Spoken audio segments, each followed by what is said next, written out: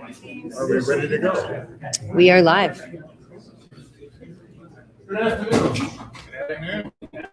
I'm Frank Bowler, and on behalf of the Bermuda Race Organizing Committee and the Bermuda Race Foundation, welcome to Bermuda. Thank you. It was another interesting race. Interesting. Our folks were explaining that to the Chinese church or something about the whole thing. We started off with this guy, what I showed you when you get ready to go. And we lived with it, I think, most of the time. I don't know whether we played with this one too. And I've been struck over the last couple of days by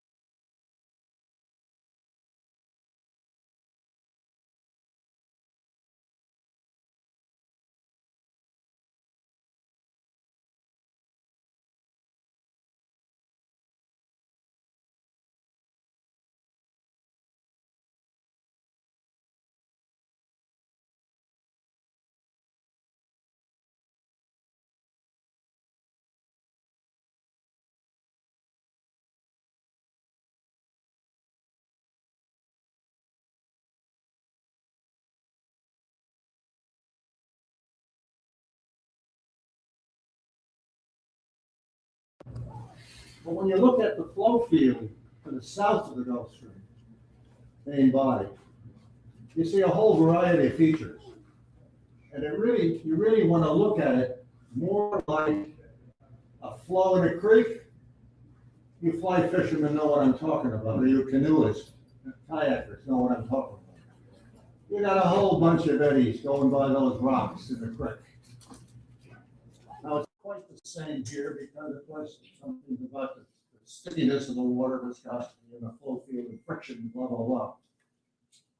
Sitting in the middle of all of that flow field with all those eddies, there are a number of features that retain their characteristics, temperature and salinity, in a very unique, well-defined form, the rings we talk about.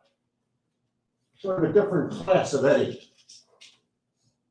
And they'll move depending on the particular structure, the wind field, and the extent to which they may or may not be entrained by the main body of the Gulf Stream.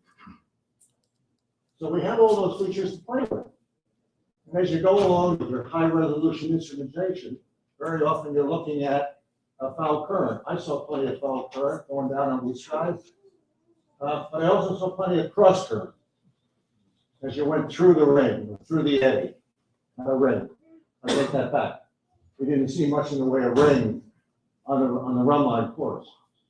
Yeah. So it was interesting. And then we add to it, and this would really take the rest of the afternoon to talk about, the weather and the weather forecast. And why the weather forecasting may or may not be as accurate as we would like it to be. That's always the case, right? And why some of that inaccuracy may be getting greater with the what I'm calling the new normal. So that's the set of conditions that I saw when we were out there. We were playing in a big eddy field going down with a wind field that sort of came and went, and it's windy. And the moral of the story was, you sail what you have. Pay attention to what you got and look outside. That squall might be coming good. You might think about shortening sooner than later. That made for a very, very interesting race and a real challenge to the crew. No question. So, in format, we like to hear from some of the class winners or the near class winners. Who do we have here today? Any class winners? We only reposted the results about 5 minutes ago. So. Can we stand up and provide us with some of your excuses? Or? I gotta repost it, Mike.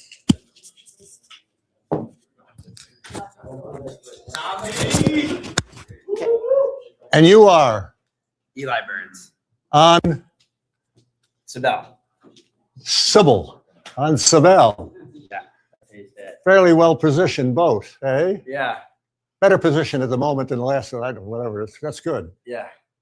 So tell me about your rundown. Um, And you can use anything you want here. You don't have any slides or anything, do you? no, I didn't prepare anything. Unaccustomed as I am. Okay, sure. Yeah. I think basically our overall goal approaching the race was to minimize the distance sailed.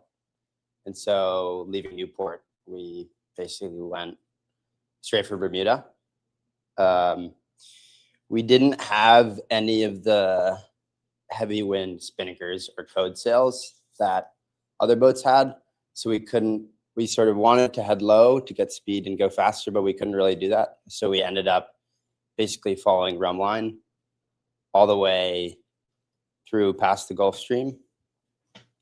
On Sunday night into Monday morning, we used the yellow brick tracker a ton to basically compare boat speeds and go up or down 5-10 degrees to avoid the holes.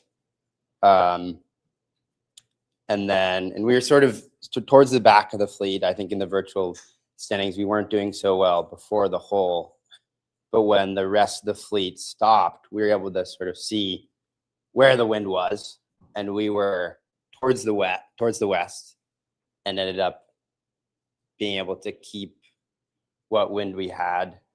After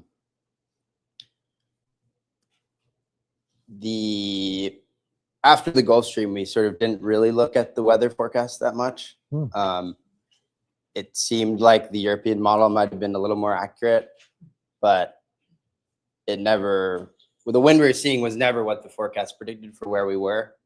I tried a little bit to move the forecast, say the forecast is correct, but maybe it's just 50 miles off, and look at the yellow brick tracker and sort of see maybe we're there in the forecast and this is the wind we could expect. But that wasn't that useful to us. We sort of just sailed with whatever wind we saw and what we had around us. And then I think our big move was tacking onto port on, I think it was Monday. Yeah. And we saw the boat sort of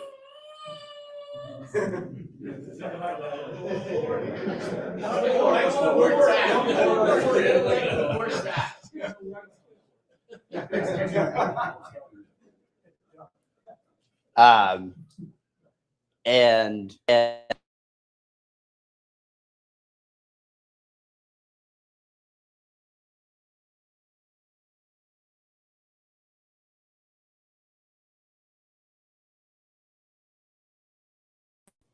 hitch up to the right, I think early Monday morning. And then the breeze sort of died, came back, boats behind us in the fleet started to tack onto port.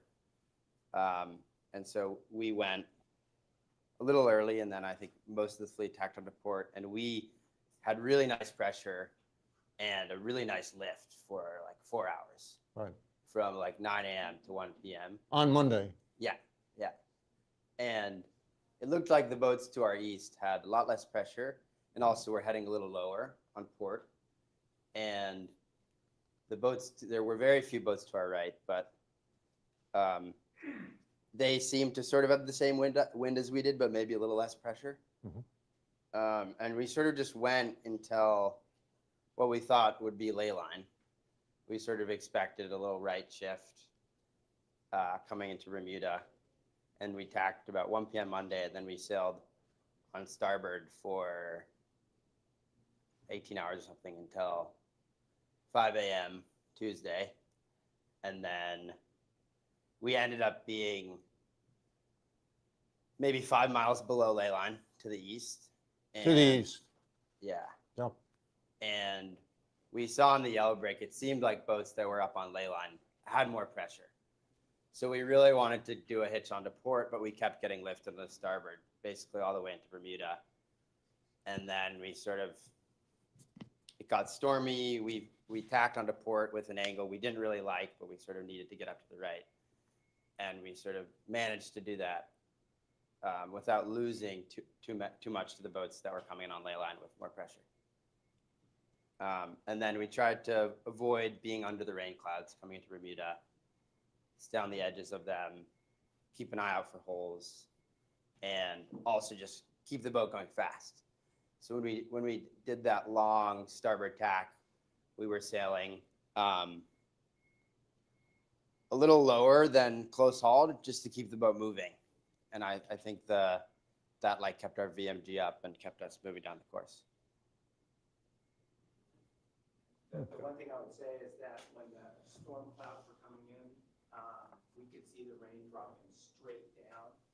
And so that's when we came up with this idea of like, do not get close to those things. Nothing in there. No wind, yeah. Normally you try to head for the dark clouds, but in that situation, you try to stay away. Parenthetical. How many people had Starlink? And what? Everybody, satellite system. Maybe you should ask how many people didn't have. Yeah, Nobody. yeah. Yeah. So, did you look to find stable current at all? You just totally disregarded that? Yeah, we didn't think about current past Gulf Stream. And then what's so you never got east of Roman, or was it, you got kind of down close to the island? Yeah, and then at the start of the race, it was forecasted there for the wind to clock a little bit. So we went a little low of rum line, got the lift, headed up, and then we stayed west of Rum What's the until Bermuda. West of Roman. I don't know, maybe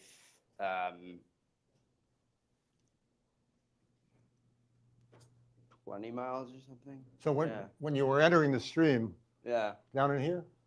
yeah, right there. Sorry, I'm in wires, sorry. 5 degrees, huh? So 60 miles, so something like 20 miles in here? In here? All right? Yeah. We were there too. Blue Skies was there Yeah. too. What did you see in the way of stream? We didn't see much. Yeah, I think we got a little cross current, but it didn't really impact our race that much. Yeah. We saw nothing, basically. Yeah. It was there, but very little. We came down, Blue Skies, came down the west side of the line for quite a while before we got a little bit across. Yeah. But so the stream effect was relatively minimal this year, the main body of the stream, what we were seeing. Yeah, question? We were reasonably close to that mark. We saw about 3.5, maybe 4 knots. Then until 0.47, we hit 16 knots. I mean, like, we had something. The west of that. Right. Frank, when those at home, they can't hear the questions there, so you mind like repeating just so that people watching at home can also hear what Okay. you just said. So they need to come up? They either need to come up and speak into the mic, but people at home can't hear what people out there. or Is there a just spare- repeat what they just said. Is there a spare mic that can go back? It's right in his hand. I only have 2. Oh, you've got it. Yeah. We got one. So if you guys have something to say, if you don't mind saying in the mic, so we've got a couple people who couldn't be here. who All wanna- we were saying is, we got in about the same position, but we saw about 3.5 to 4 knots. Right. And we ran that for probably 5 hours, 6 hours. And we bumped a lot in speed, but A favorable, a favorable current of. favorable current. Of 4 knots down. Yeah. Yeah, that's interesting. We saw nothing like that. Yeah.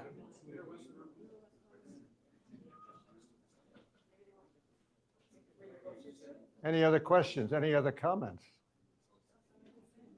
It's simple. Go fast, right?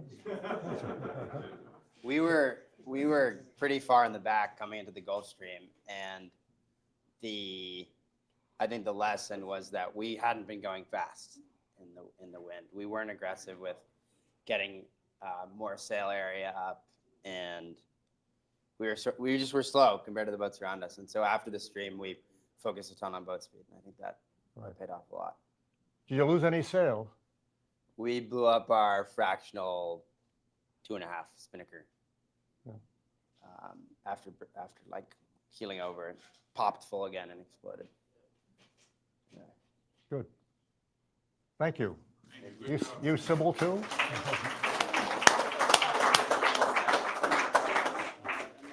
Who we got? That's just for people at home, just, you can hold it. Just talk. Just hold it. Well- Introduce yourself. My name's Tom Campbell. I have the sailing vessel Nicole.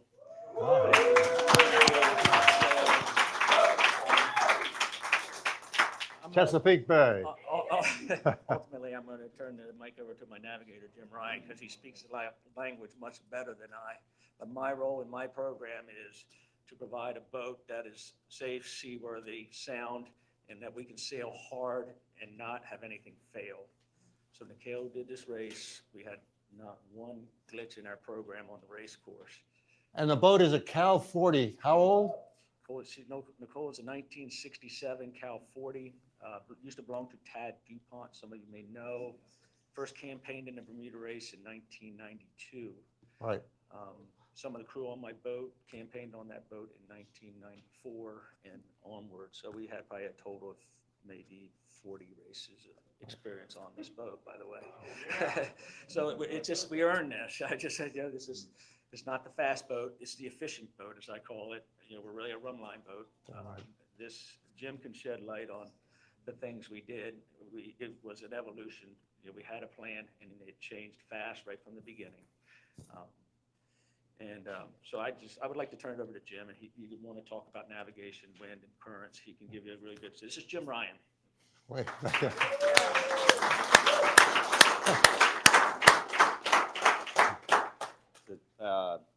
As Tommy said, it's a very easy boat. Nothing breaks. We're all happy it's prepared. We run a very simple navigation on the boat. There's 2 B&Gs, a triple tech tablet, and Starlink. So no expedition, not a lot of weather data coming in. We work on the entire plan ahead of time, usually the night before and the morning of the race, with a 8-foot television saying, here are our waypoints. And we know that we divide it up into essentially 4 parts of the race: to the stream, out of the stream, and then the next 2 parts are always just a whole new race for us. We're not going to deny when big boats can't get away because there's a parking spot, we can catch up and we can do well. But we always work on sailing the boat to its rating or above it. Just don't let the hammer slow down, just keep the boat going. Our race is a lot simpler because we can't chase a lot of features. Out of Newport, we set up a waypoint 6 or 8 miles to the east. We didn't hit it, fell short of it, and just kept protecting the rum line to a pretty far east entry into the stream to try to catch the eastern edge of it. So we could be on middle to east after that, because that's where all the different predictions said there was going to be wind. And it's through Predict Wind that we start, and then we just kind of narrow down which one's working as we go. We never saw, and this is all a group, so Alan Campbell, keeping track of everything that's going on and being the sounding board. His watch, I don't think you guys saw more than a knot and a half on that corner of the stream, but we didn't sail a lot of extra distance. So for us, we're just minimizing extra minutes on the course. I don't know, the exit for us, we did the same thing. We tried to push a little bit east of the rum line. They can't hear you. There you go. We tried to push a little bit east of the rum line to get into that predicted area where the wind was going to help us out. But again, we abandoned it to protect the middle and the right, because we're essentially match racing another Cal 40. We have 2 boats in our fleet that always have the potential of doing the same thing we just did between Selkie and Towey. We took some righties that weren't that much fun to get to the right, protect the right side so that we're on top of Toei. And we ran 100 and something mile drag race with them for 9 hours just to come up from behind them and see what we can do to just use boat speed. Yeah.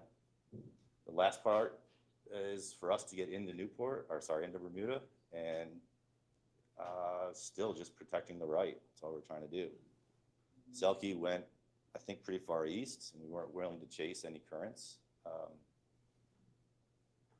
I don't know. It's a simple boat with not a lot of electronics, not a lot of things other than paying attention to what works on the water.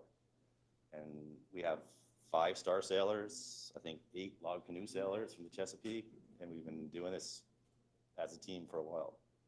All of it is done through some conversation on the boat. It's not one person.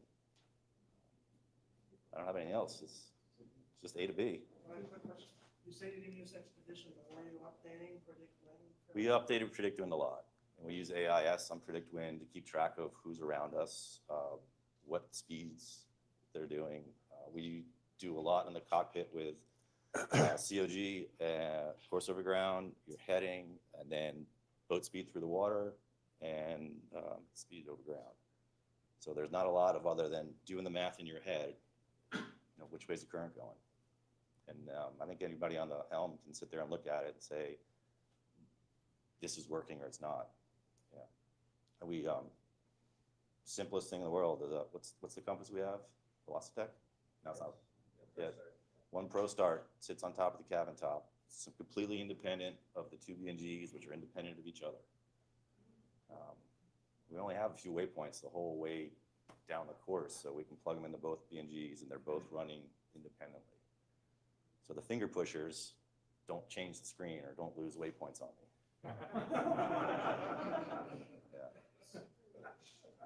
Yeah. Patrick.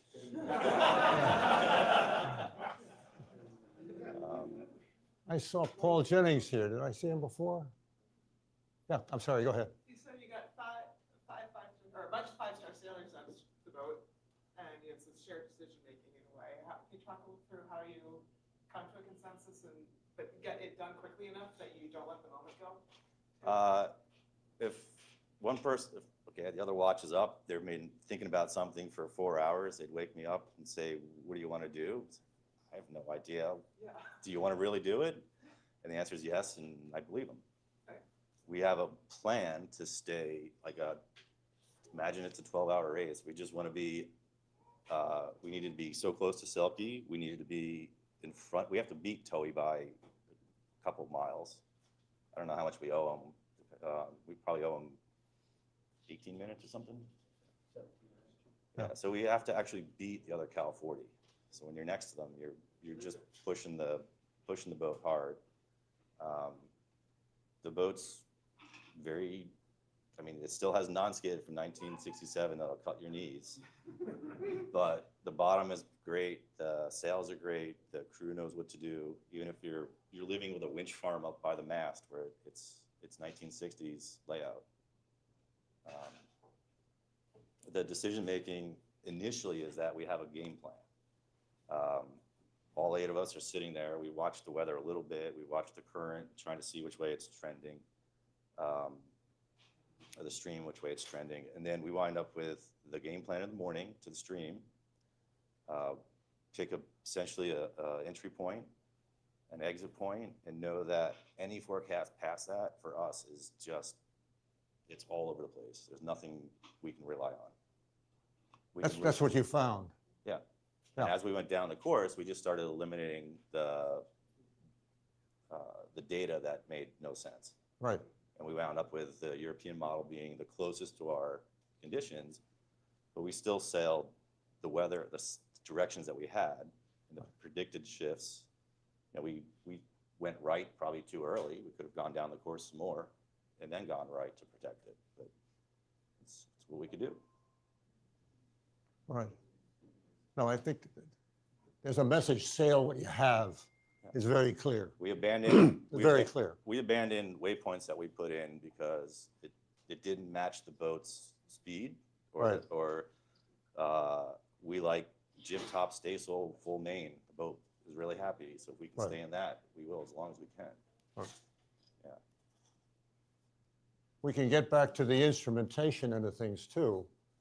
Sail your boat. You spend a lot of time staring at that bloody electronics. And of course, the navigator stares at it more than the other guys. But So it really means, particularly with the 40, you get to know how she sails. And having dinghy sailors sailing the big boats really makes a difference. we have a 7-inch B&G, maybe? Yeah. We have a 7-inch B&G as the main navigating piece of equipment. It is on the backside of the cooler. You have to sit on your knees and hunch over the reefer to use it. So you don't want to sit there for very long to stare at a screen. You make it uncomfortable, that's good. We That's do right. use a triple tech tablet because it's an easy way to get to. There's no place to navigate on the boat other than a bunk or standing up. Yeah.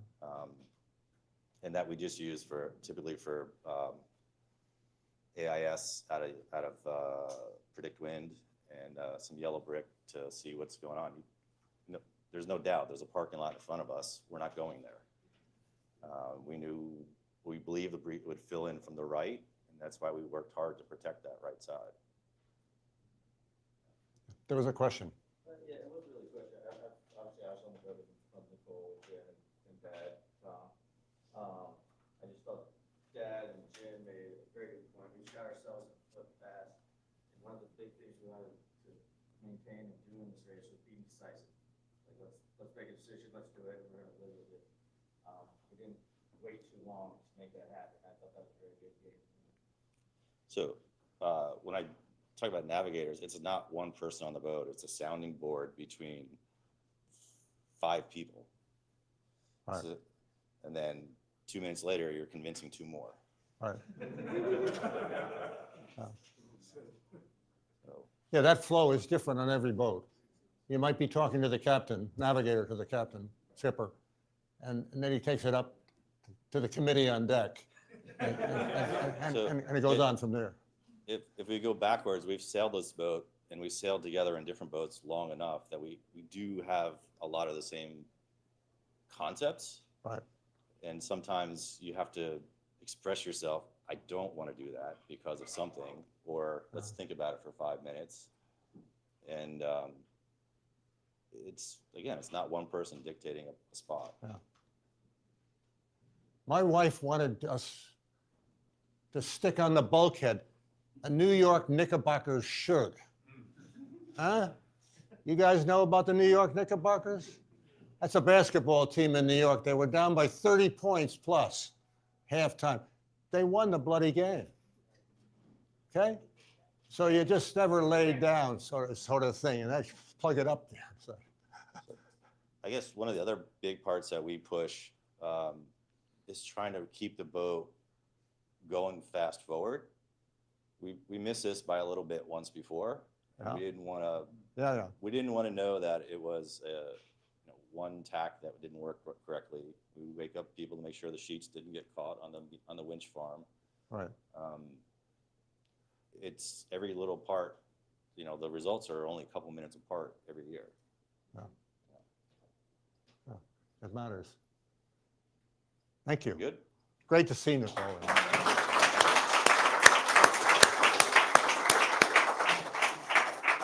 Say hello to Bob Matthews. Matthews was with you, huh? Bob came with a boat. Yeah, I know. All right. The next victims. What do we have? Come on now. Anybody? Doradus in here. And Karina didn't show. I saw the Reeves and Nome out there before. Gesture? Anybody from Gesture? They were in our class, so I see them. Spec. Going down. Are you, Huh? what results are you looking at?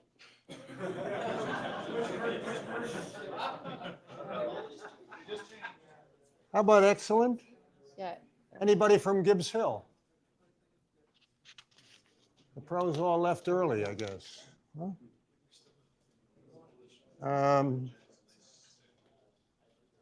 Where am I? How about Hound? No. Nobody from Hound?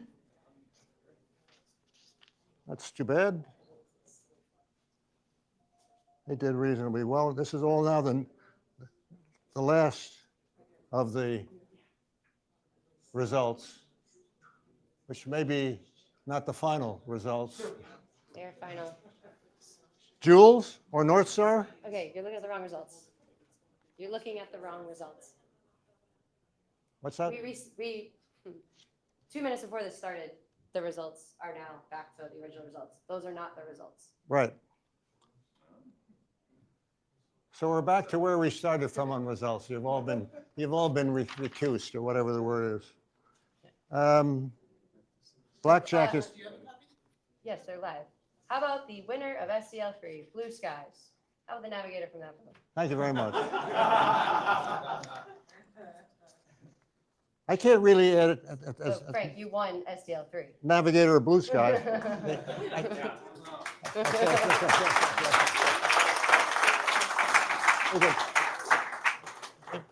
It was truly a crew effort. I mean, some of the crew came in saying we can't change that sail one more time. And I can't really add much to what you already heard about the track. We did go west of the line. We had a pretty good breeze on that first day or day and a half. We blew out a couple of sails. I mean, goodbye sail. This was not a reparable item when it was done. And then we slowly got dragged to the east of the line, sailing the breeze.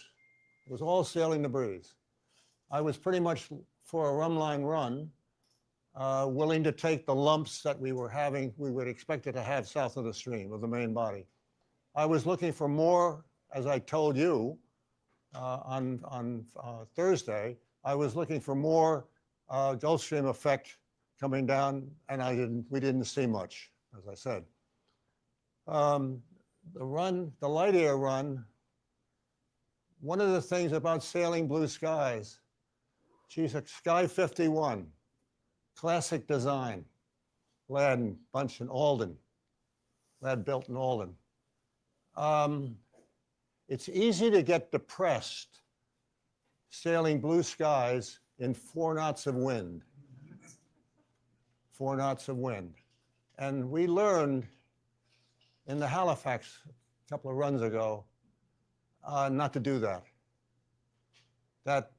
Of course, you also learn sailing this big lump that she's not a tacker. So you're going to get her running, and you're going to keep her running. And that means sometimes you might want to hold look like you want to tack, but realizing 4 knots of wind when you do tack, you might spend a lot of time there. She doesn't accelerate. And that really brings to mind the head game in this whole business. You got a little confidence in your crew and confidence in the boat, very important part of it. And there are times when you're really sort of down. You're looking at the competition walking away. You know, Skies is not a J-boat or Comanche, pick a name. So you got to really, you sort of believe in it. And we had good time last year in the Annapolis Newport after a fairly slow go down the bay, very slow go down the bay. And by Jesus, you know, it turns out okay. And we did the same sort of thing in Halifax. So you begin to believe that the team and the boat can do the chore if you're smart enough to stay with it. Stay with it. So the head part of it is a very important part of the game. And we were fortunate in having a group that we had the crew, we're 11 or so, and a fair number of youngsters on board that believed and were willing to put in the work that was required for the sail changes. There were a lot of sail changes on the run. And then, of course, when we got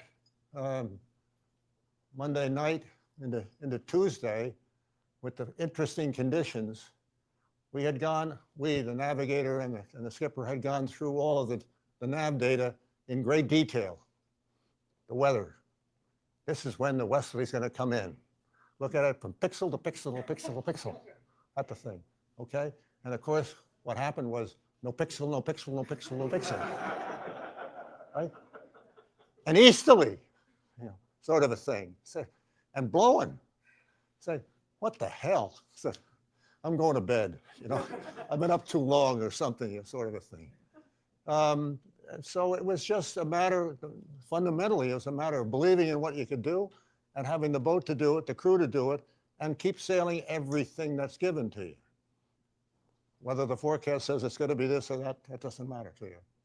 And we had a great run at Racing Gesture at the end, and Firefly, was it?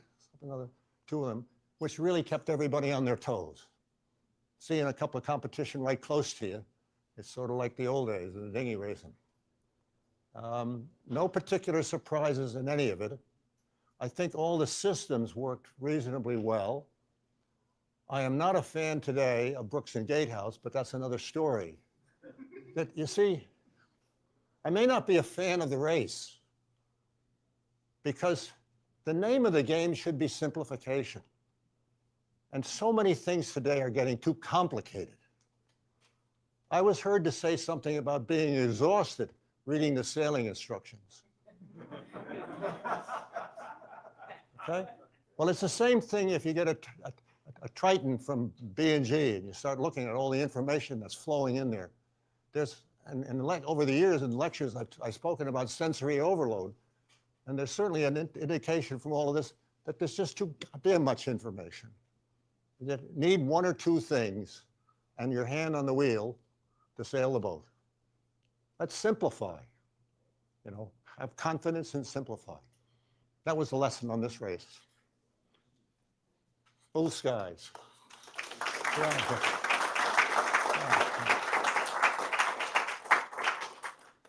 Who's next? The baby went out. Oh. Spec is in, they're not here, but they're in the comments, and they said, Spec's plan was to stay west of the fleet early, to be one of the first boats able to take advantage of the right shift with bigger sails. Yes. As the breeze started dying in the Gulf Stream, about 2.5 knots west to east, dragged us across the run line. We tacked up to guard the west edge, expecting the southwest wind to be prominent if the high moved out, and worried about west to east current around Bermuda. Right. That's from Spec, the winners of SDL 4. Good. I can remember a few years ago, a fair number of comments in here about communications and how we got our information and what the information was. I'm guessing that most of us have confirmed that Starlink or something close to it is a game changer. That the amount of information you can get there is nearly endless. You know, the old worry about single sideband and fax and all the rest of that's gone. So you might figure your planning based on all of that. But systems have been known to fail. And on occasions, you might not have all that, then what?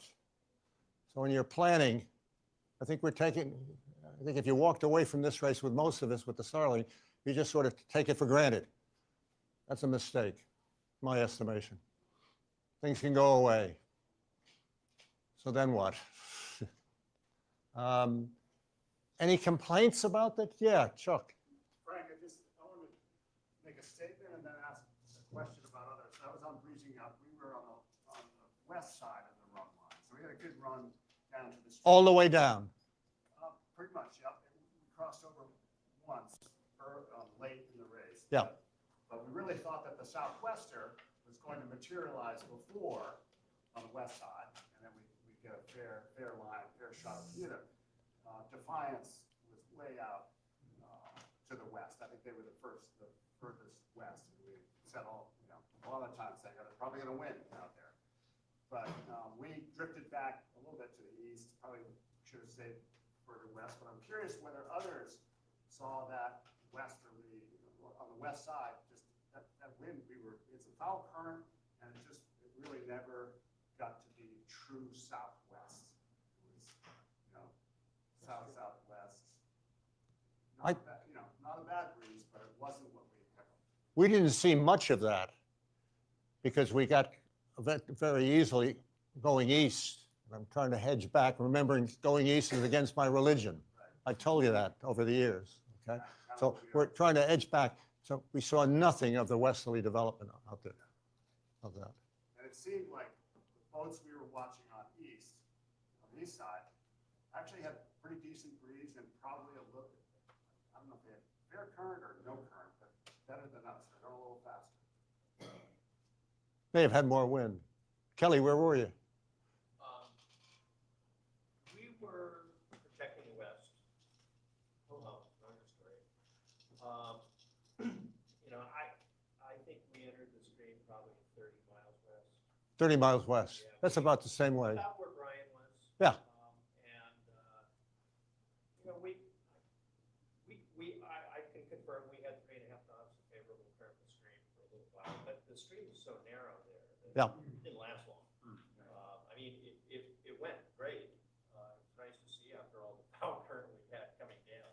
Right. And we were, you know, we pretty much set our strategy before we left.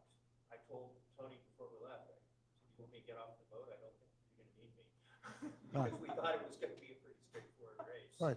And I don't think we saw anything coming down to change our strategy fundamentally from where we started. We ended up pretty much in a mash race with Hound. And, by the way, I'd like to congratulate my friends on Hound. They sailed a terrific race, and Dan and the gang did a great job. And also, my friends are Nicole. Yeah. Is a former Champagne person. Glad to see you guys did so well.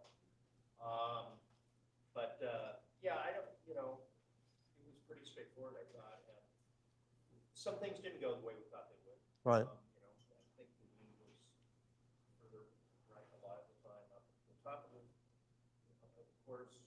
You know, we did cross the run line briefly after we came out of the stream. You know, we got knocked a little bit, and I said to Tony, we ought to be thinking about maybe leading the fleet back to the right, or, you know, back to the west. And about that time, Hound tacked, and it was a no-brainer, so we tacked with them. We were at the front of the big pack in terms of traffic, and we gained a lot on that.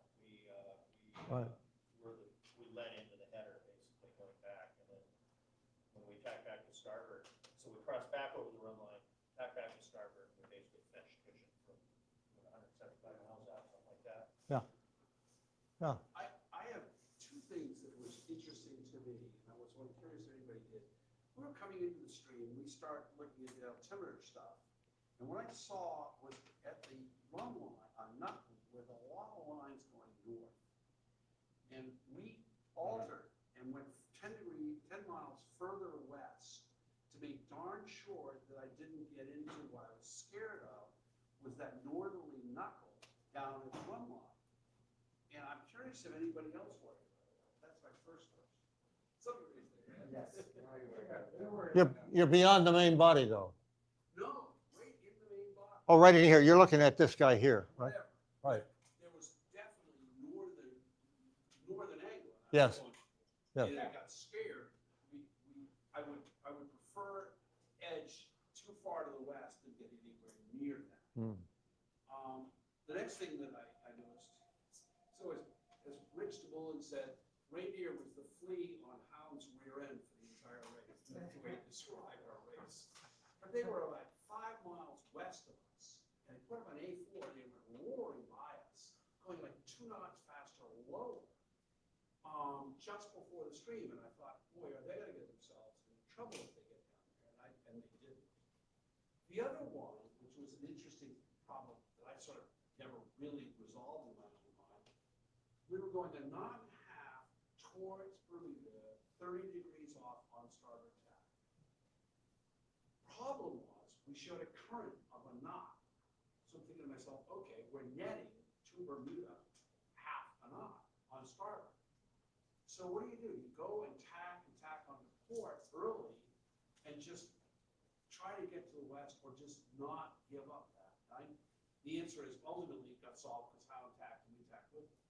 But it was an interesting problem. I sat there and thought about it a lot and didn't come to an answer. I was curious if other people had that issue.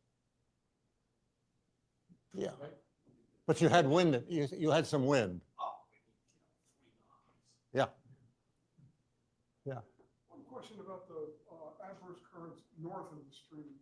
We had, I guess it was on Saturday morning, there was absolutely a northern, we were pretty close to the run line, how far we were, 10 miles west. And we had these waves that were square. I mean, So you had some current. it was clear that there was an adverse current. Yeah, tidal current. But that doesn't, it's not on the charts. Well, yeah, it is. Well, you're on the run line? Pretty close, Now- 10 miles, not very far off. The other thing is, it is a graphic, and it is something a computer produced. So Okay, there's a strong flow here, adverse. right. Yeah, We were careful to be on the other side of yeah. that.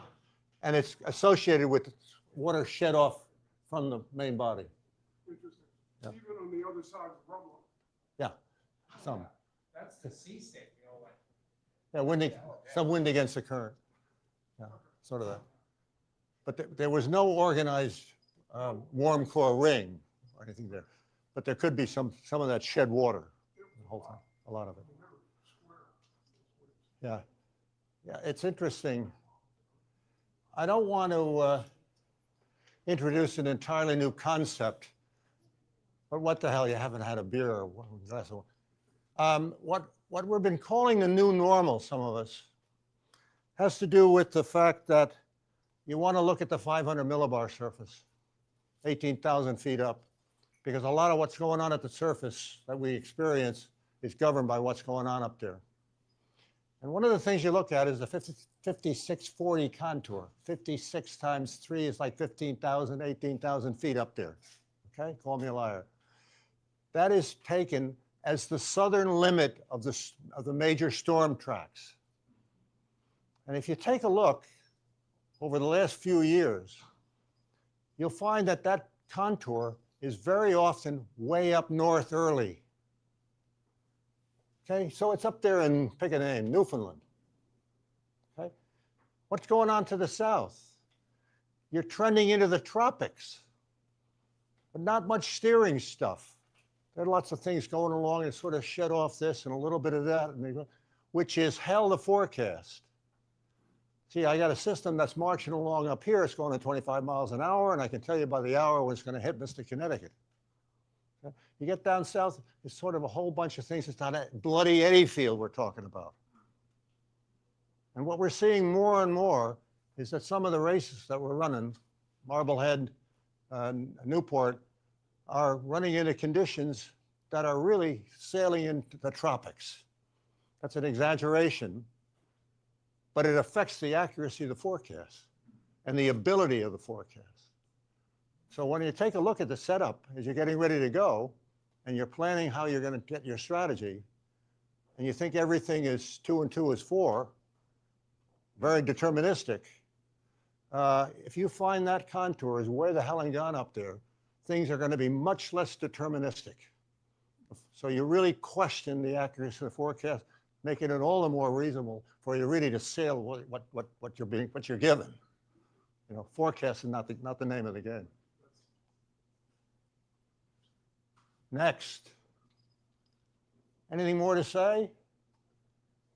It was a bloody interesting race that really relied on people and was a tribute to some of the older designs. I'm not just thinking of Blue Skies. She's an old boat. I'm thinking of that Cal 40, what you're sitting out there, you know, and we've got some brand new designs, the big horses, but well sailed, the old designs still have a place in these races. And so do the old.